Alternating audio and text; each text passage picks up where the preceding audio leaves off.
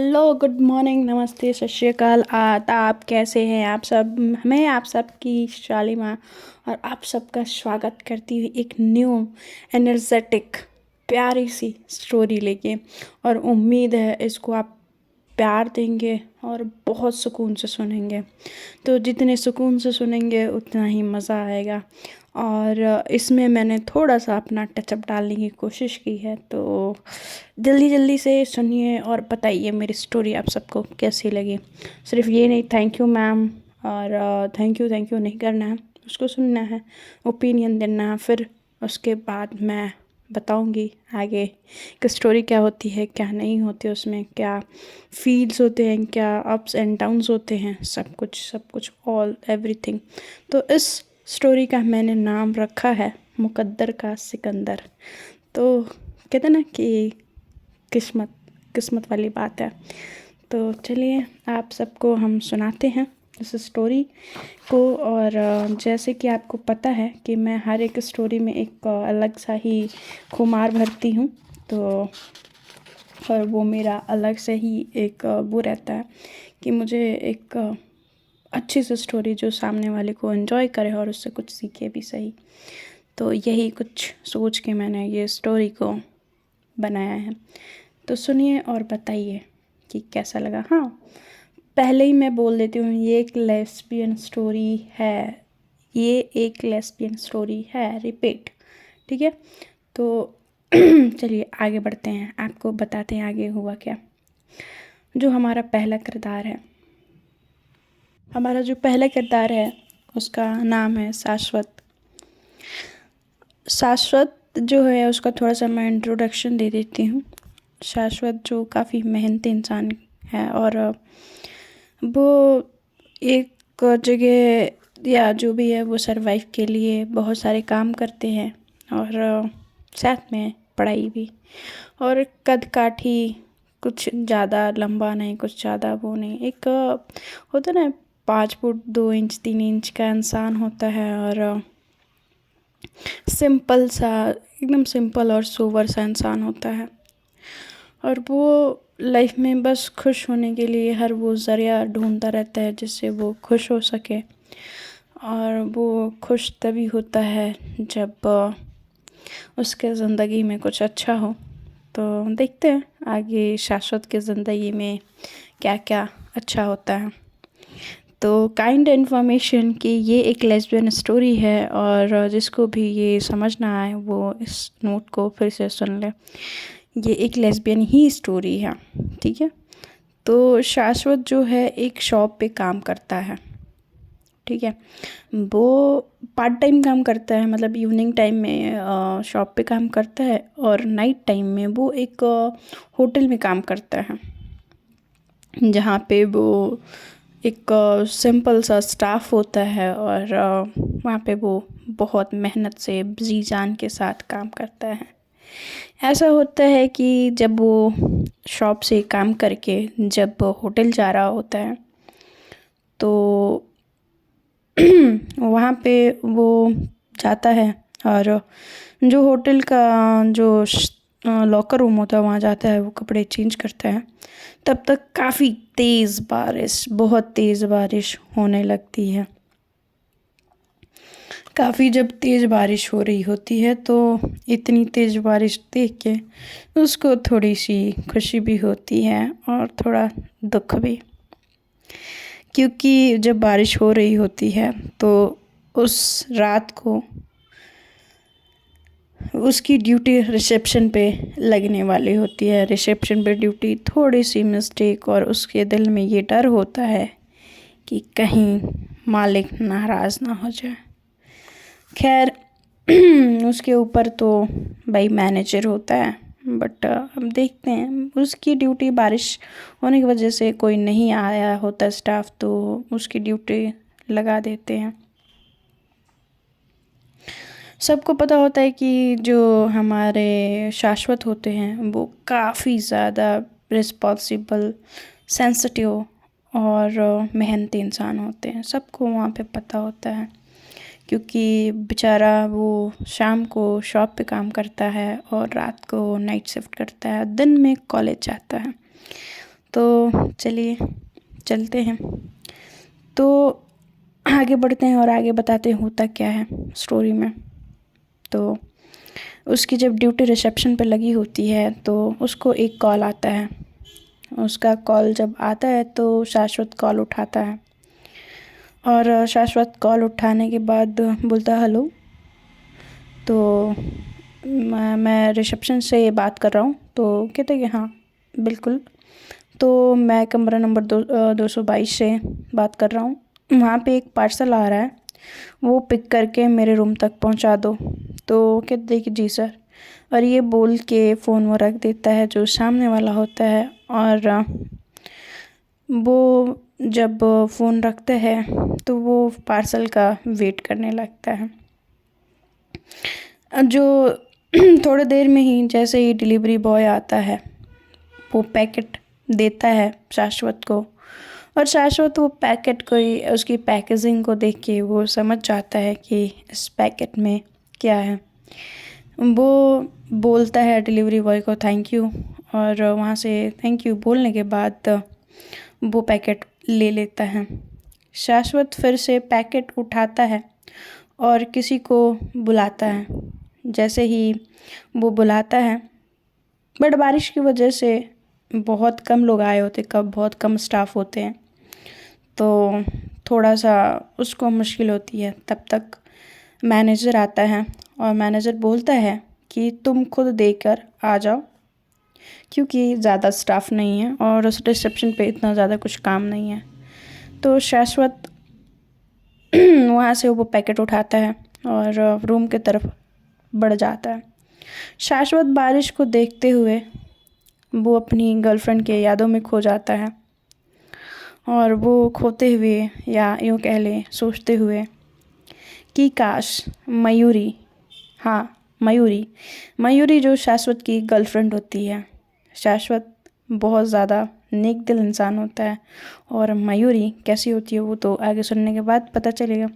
मयूरी को यह आज घुमाने ले जा पाता, उसके एक दिल में ये ख्याल उठ रहा होता है कि काश मैं आज मयूरी को घुमाने ले जा पाता।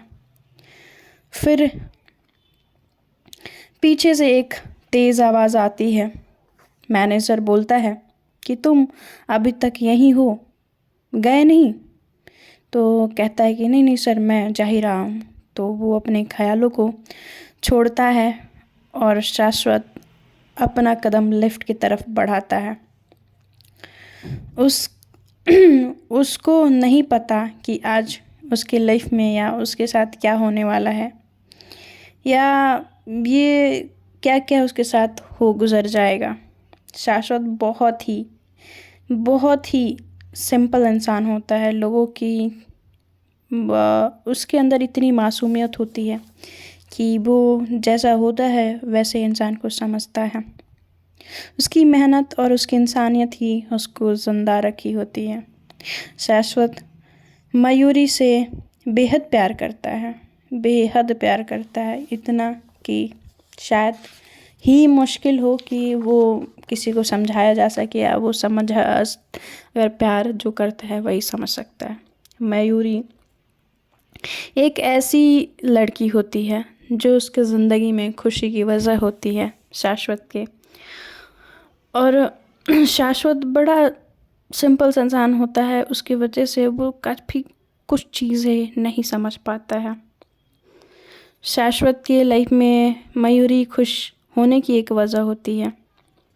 शाश्वत अपने दिमाग में सोचते हुए उस कमरे की तरफ अपने कदम बढ़ाने लगता है।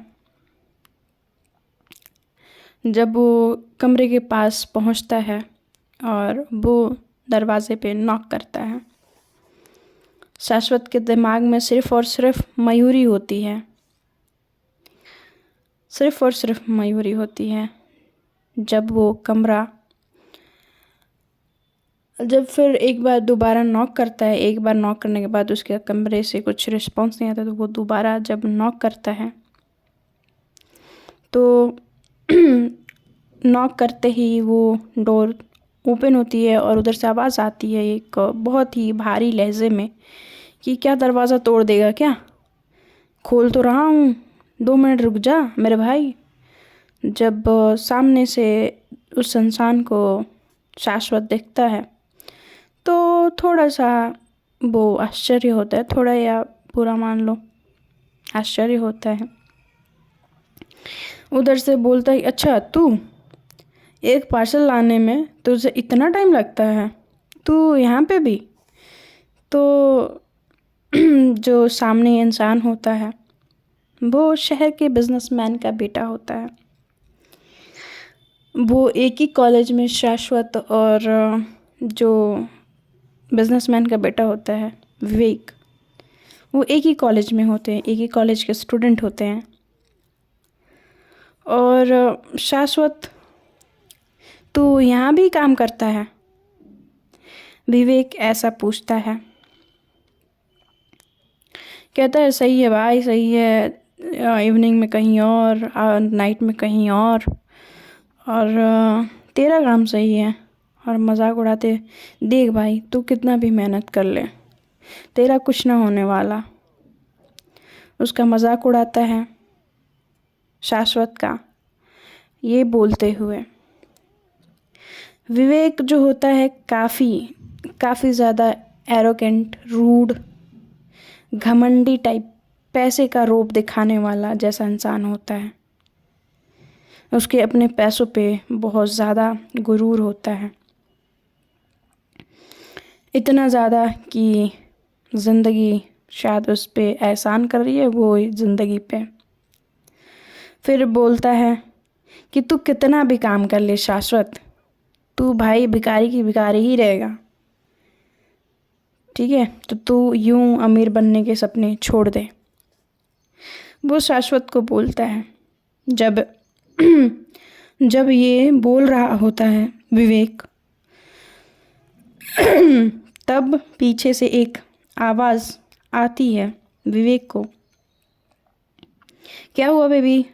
तो विवेक रिप्लाई करता है, कुछ नहीं बेबी। तो उधर से आवाज़ आती है कि फिर आओ। तो कमिंग बेबी, ऐसा विवेक आंसर करता है। जब शाश्वत ये आवाज़ सुनता है तो उसके दिमाग में मयूरी का ख्याल आता है। उसको लगता है कि ये तो आवाज़ जानी पहचानी सी लग रही है, ये कहीं तो आवाज़ सुनी है। फिर अचानक से जो विवेक होता है उसके सामने चुटकी बजाता है और कहता है कि चल निकल अब यहाँ से। तो तब तक हमारी मयूरी जो होती हैं उसके पीछे से अपने हाथों को हक, ऐसा होता है ना कि बैक साइड से हक करते हुए साइड आती हैं। तो जब साइड आते ही देखती हैं सामने तो कोई और नहीं, शाश्वत होता है। शाश्वत को यहाँ देख के थोड़ा सा मयूरी को हैरानी होती है। शाश्वत के दिमाग में एक ख्याल चल रहा होता है कि मयूरी कहाँ यहाँ आएगी और वो भी कैसे। फिर जब मयूरी को अपने सामने देखता है, शाश्वत के होश उड़ जाते हैं। शाश्वत के सामने ही मयूरी ऐसे देखते हुए उसके सामने बस यूं ही देखते रह जाता है और शाश्वत का मुंह खुला का खुला रह जाता है। पूछता है, मयूरी तुम यहाँ? जैसे ये वर्ड्स उसके मुंह से आते हैं, मयूरी थोड़ा सा ढीठपना दिखाते हुए, या यूँ कह लें कि अपनी गलती को ना मानते हुए बोलती है। शाश्वत को नीचा दिखाने के उस वजह से मयूरी थोड़ा सा अपना लहजा सख्त करती है और वो शाश्वत को ही उल्टा सुनाना स्टार्ट करती है। उसको बिल्कुल डर नहीं लगता कि वो क्या कर रही है, क्यों कर रही है, किस लिए कर रही है, बिल्कुल नहीं। वो शाश्वत को बस नीचा दिखाना चाहती है। और अब वो शाश्वत को सुनाना भी स्टार्ट कर देती है। मयूरी बोलती है कि तुम्हारे साथ रही मेरी लाइफ ऐसी हो जाएगी जैसे पतझड़। मैं तुम्हारे साथ लाइफ जी नहीं सकती हूँ। जो लाइफ में मुझे चाहिए वो विवेक दे सकता है, और तुमने दिया ही क्या है। मुझे बहुत खुश होते हो तो रोड छाप खाना खाने लेके चल देते हो, और वो मुझे पसंद नहीं है। कभी पूछा कि मुझे कहाँ खाना खाना पसंद है? कभी भी नहीं। तुमने कभी नहीं पूछा। मयूरी ये बोलती है, क्या तुमको ऐसी लाइफस्टाइल चाहिए जहाँ पे तुम एक टाइम के खाने के लिए भी सोचते हो कि कैसे खाया जाए, कहाँ खाया जाए? मैं एक ऐसी लाइफस्टाइल चाहती हूँ कि मुझे सोचना ना पड़े। शाश्वत चुपचाप सुनता है।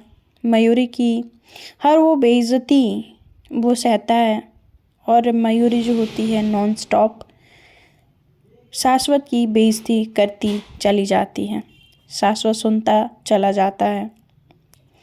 फिर विवेक बोलता है कि तुम भी किसके मुंह लग रही हो? किसके मुंह लग रही हो? चलो यहाँ से चलते हैं। मयूरी इतना सब कुछ बोलने के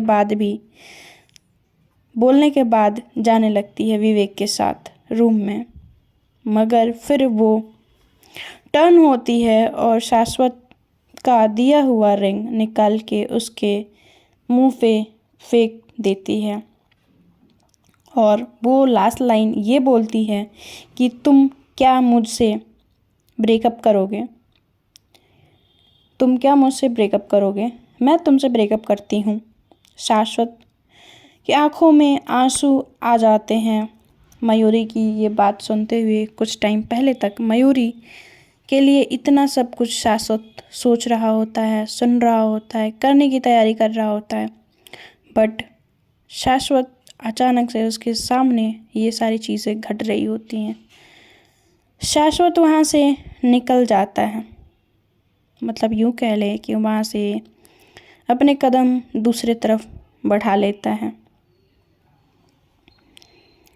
और दरवाज़ा वो दोनों क्लोज़ करने से पहले जो विवेक होता है वो पैकेट शाश्वत को दिखाते हुए रूम के दरवाजे को क्लोज़ कर देता है। ये सब देख के शाश्वत को बहुत बुरा लगता है। धीरे धीरे शाश्वत अपने कदम बढ़ाए जा रहा होता है। उसको इस दुख से ज़्यादा दुख मयूरी का ये जो उसने किया होता है वो लगता है। मयूरी आखिर ऐसा क्यों करना चाहती है, और क्या लगता है कि उसके ऐसे करने से सारी चीज़ें बदल जाएंगी? वो मयूरी एक बेहद ही लालची, या यूँ कह लें कि मौका परस्त इंसान होती है।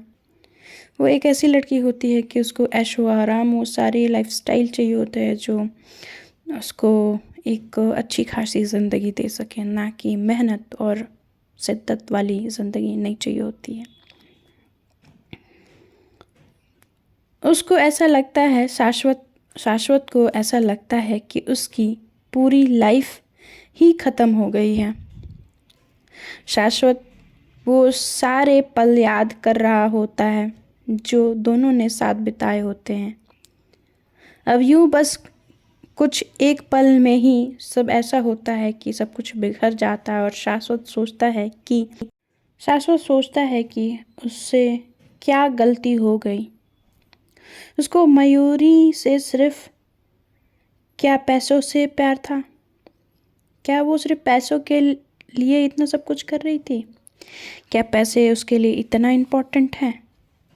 उसके दिमाग में सिर्फ अब मयूरी की कही हुई बातें घूम रही होती हैं। मयूरी के ये सब चीज़ें उसके दिमाग में ऐसे चोट कर जाती हैं जैसे कि पता नहीं क्या हो गया।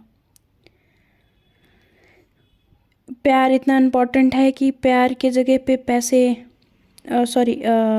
पैसे इतने इम्पोर्टेंट है कि प्यार ख़त्म हो गया। शाश्वत के दिल में इस तरह के सवाल उठ रहे होते हैं। शाश्वत के दिल ऐसा टूटा हुआ होता है कि उसको समझ ही नहीं आ रहा होता है कि धीरे धीरे उसके कदम होटल से बाहर जा रहे होते हैं। पीछे से मैनेजर आवाज़ देता है कि शाश्वत कहाँ जा रहे हो। शाश्वत से कोई रिप्लाई नहीं आता है और मैनेजर बार बार शाश्वत शाश्वत आवाज़ दे रहा होता है। जब शाश्वत बाहर निकलता है, एक बार होटल की तरफ देखता है और फिर वो बाहर की तरफ जाने लगता है। वो एक पल में ऐसा इंसान खुद को महसूस कर रहा होता है, बिखरा टूटा एक ऐसा इंसान महसूस कर रहा होता है। ऐसे एक पल में उसकी पूरी दुनिया बिखर सी गई होती है। शाश्वत सुबह से शाम तक मयूरी मयूरी करता था, पर एक पल में ही सब कुछ बदल गया होता है। बारिश ऐसे हो रही होती है कि वो भी शाश्वत के साथ रो रही होती है। शाश्वत चिल्लाता है और भगवान से शिकायत करता है कि क्या ये गरीबी या गरीब होना इतना बड़ा गुनाह है। भगवान, यदि जब गरीबी इतनी बड़ा गुनाह है तो किसी गरीब को ना बनाना। मैं कहता हूँ अब किसी गरीब को ना बनाना। शाश्वत खुद को और खुद पर, किस्मत पर, सब पे कोस रहा होता है और गुस्सा कर रहा होता है। और रोते हुए शाश्वत बीच रोड में आके अपने घुटनों पर बैठ के रोने लगता है। उसी वक्त उसके फ़ोन पर एक मैसेज देखता है। मैसेज में जो लिखा होता है उसको देख के शाश्वत की आंखें चमक उठती हैं। जब इसकी ये चमक आँखों में जब उतरती है, वो चमक ऐसी होती है कि अचानक से शाश्वत के अकाउंट में इतने सारे पैसे, उसके अकाउंट में 100 करोड़ रुपए ट्रांसफ़र किए गए होते हैं। और 100 करोड़, इतने सारे पैसे। शाश्वत पूछता है कि कहाँ से आए, और उसको ये समझ नहीं आ रहा होता है।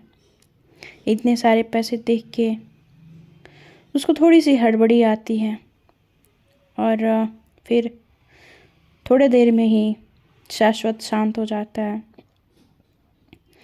शाश्वत खुद को ऐसे शांत देख उसको खुद पे गुस्सा आ रहा होता है,